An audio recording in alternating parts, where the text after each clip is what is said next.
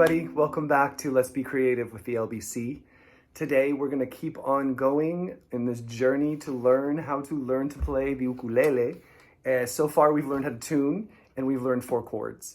So now this week it's time to put those 4 chords together in context and let's try to play a song. Actually, we'll play the chorus of a song this week. And then at the close of the lesson, I'll introduce a new chord that we'll need for the verse of the same song. So if you've missed any lessons so far, you can find all of the lessons, the previous lessons, on the YouTube page of the Luther Burbank Center, along with a lot of other lessons on a lot of other things in the Let's Be Creative series. So let's warm up a little bit and let's get started.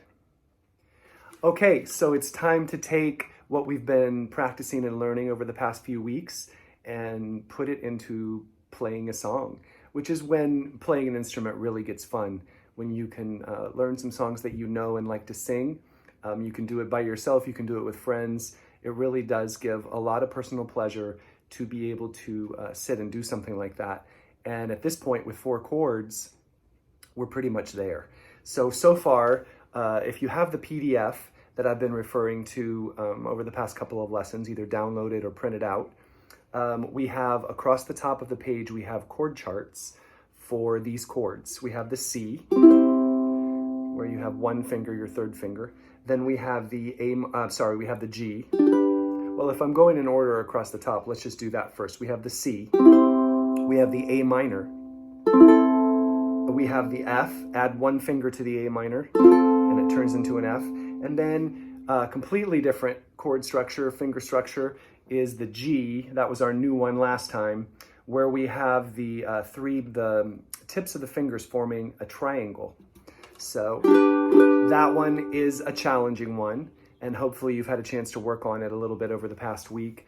But even after 1 week, it still may be challenging, and that is not uncommon.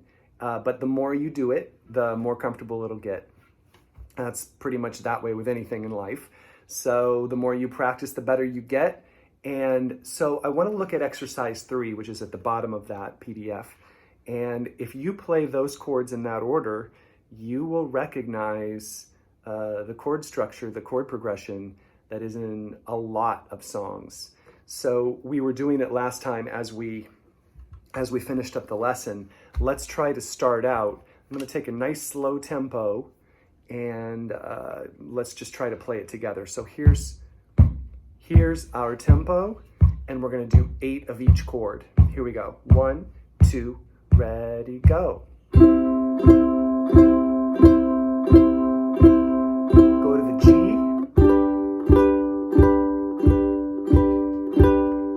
A minor, put your finger down for F. Now we repeat it because there's a repeat sign. C. Then we go to the G. Then we go to the A minor. Then we go to the F.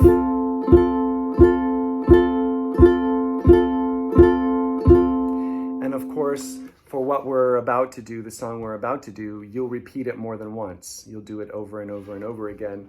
Before we get into doing a little bit of this song, though, I would like to remind you that there are shortcuts that you can use so that you don't pick your hand up and put it back every time that you make a new chord. When you're going from C to G, all you have to do is take your finger from the C and roll it over, because it goes here for the G chord. So you're playing C, then you roll this one up and put these 2 fingers down. Now you have a G. So there's no need to take your finger all as well. When you do the A minor, there's your A minor. You don't have to take that off and then put the F back down. You've already got one finger of the F in the A minor. So go A minor and then just add the finger without taking that off. So it just makes it easier to play, and there's it's a little more fluid. You can go a lot faster.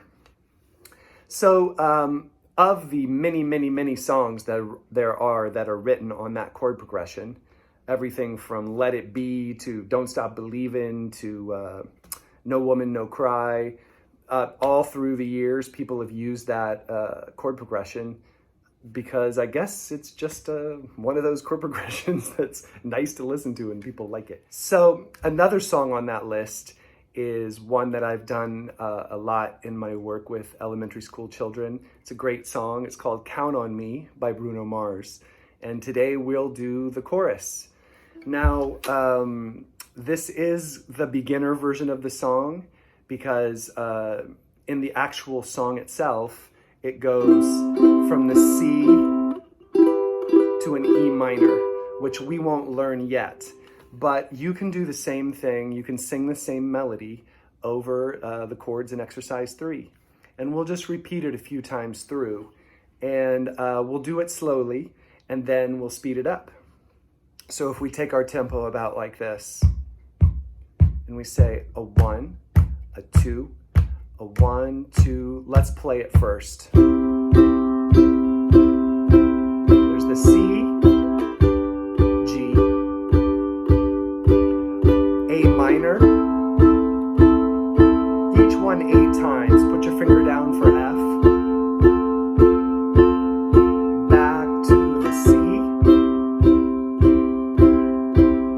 and then we go to the G, then the A minor, put your finger down for F. You can count on me like 1, 2, 3. I'll be there on the A minor. Go into the F. I know when I need it, I can count on you like 4, 3, 2. You'll be there. F. That's what friends are supposed to do. Oh yeah.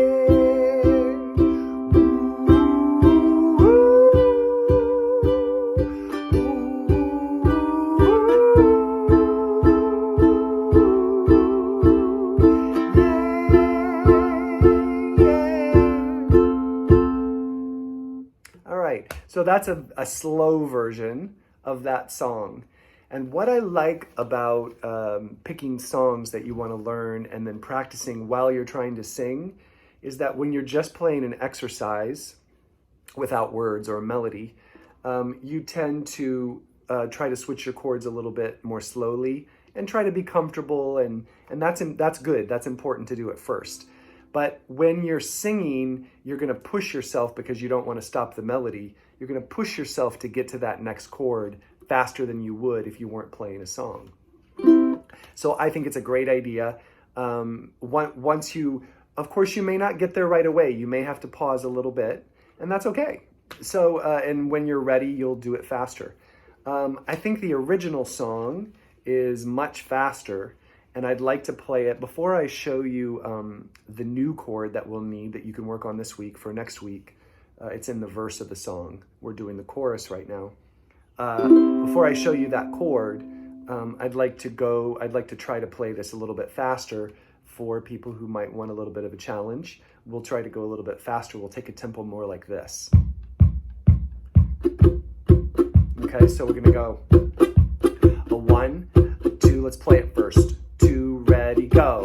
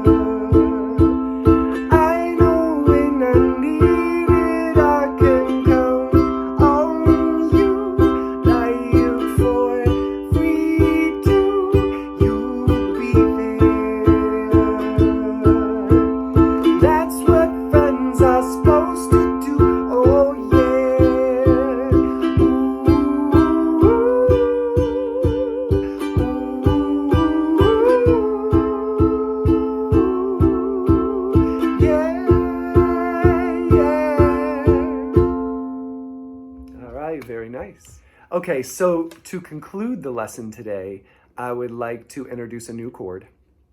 And the good news is it's building off kind of like the way the A minor can turn into an F by one finger, while the chord that I'm going to show you right now, which we'll need to do the verse, is the same way, except it builds off the F. So this chord that we're going to do today, it's called D minor. And if you make the F, well, first you can just make the A minor. You can see there that I've got my second finger on the second fret, just like we've learned to do. My knuckles bent, so it bends over all the other strings. Then to get the F, I take my first finger and put it on the first fret of the second string. So we've got those two. You can look at your chord chart on the PDF and see that that's how we make an F. Make sure your knuckles are bent, very important. Can't stress that enough. If you lay your fingers down, you won't hear the notes of the other strings. So then you have your F, and to make the D minor, you'll take your third finger and you'll put it right next to the second finger.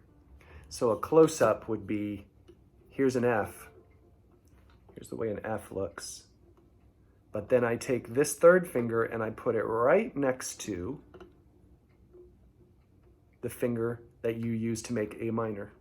This is where not having your wrist squished up against the neck really helps, because you may need to swivel a little bit. You may need to bring your hand down this way, over this way, whatever's comfortable for you. And if you have your wrist squished up against the neck like that, that will make it very difficult. So make sure that your thumb is back here and your wrist is down below so that you can do a movement for whatever you need to do to make your fingers feel comfortable. But the F, when you put that other finger down, turns to D minor and totally changes the feel of the chord. It's one thing I love about playing this four-stringed instrument is one note completely changes the feel of a chord. So there's your F, and then you put your finger down for D minor. So in addition to practicing the chorus of Count on Me, I would like you to try to practice going from F 8 times. Then you go change it to the D minor.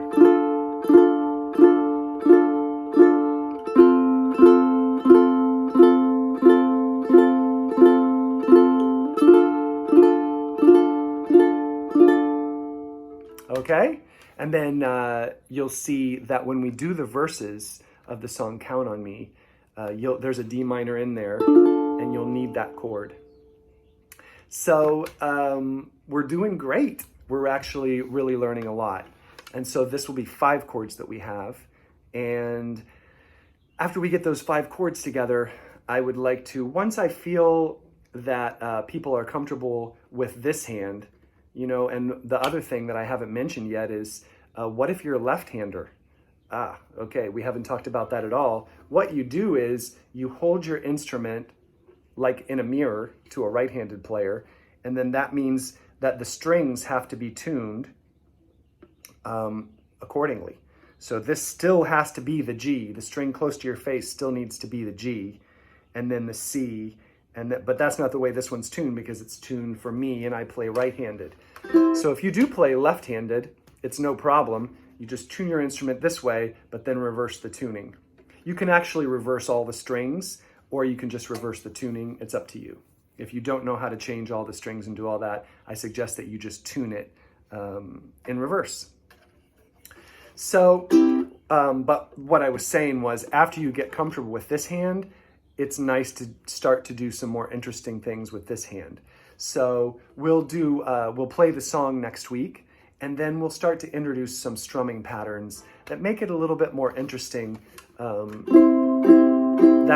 That will always be good. But then when you get a little more rhythmic strumming in there, it makes the song a little more interesting.